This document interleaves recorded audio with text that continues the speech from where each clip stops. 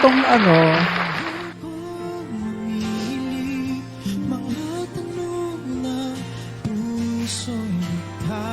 ano ba yan?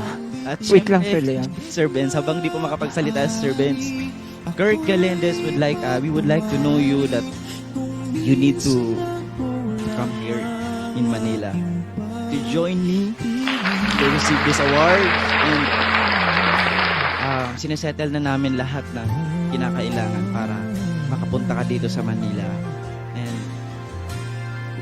magkita tayo at sa WCAJ para sa iyong award. Grabe, most promising recording artist of the year, Kirk Galindez. Yes, syempre, congratulations kay Kirk. Ano ba yun? Ang saya ko. Ano ba yun? Ang hirap. Wait lang. Isa sa mga pangarap namin ni Sir Liam na manalo itong hanggat maaari at natupad nga. At saka, ano ba kayo? Wait lang guys, sorry. Ang saya ko lang dahil itong most promising recording artist of the year, ang daming sumali dito at naibigay kay Kirk sa awiting hanggat maaari. At syempre, makakasama mo Kirk si Sir Liam na mag-perform sa awards night sa araw na iyan. Ano pa?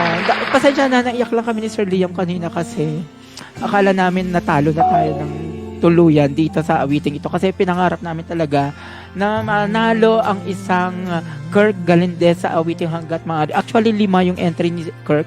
Yung paalam, mag-ingat paalam, ako ang sinayang mo.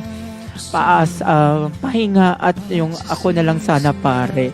Pero ito yung napili nila na kanta na isa sa mga ipinanalo ng Kirk Galindez. Sir Liam? Tama ka dyan, Sir Benz. Ang WECJA ay marami ang sumali dito. At the nominees are, yan kung mapapansin nyo during the award, syempre ng iba't ibang mga celebrity sa mundo ng industriya. Syempre, Kirk Galindez ang nangunguna sa botohan, syempre para sa most promising recording artist. Akala namin ni Sir Benz ay dalawa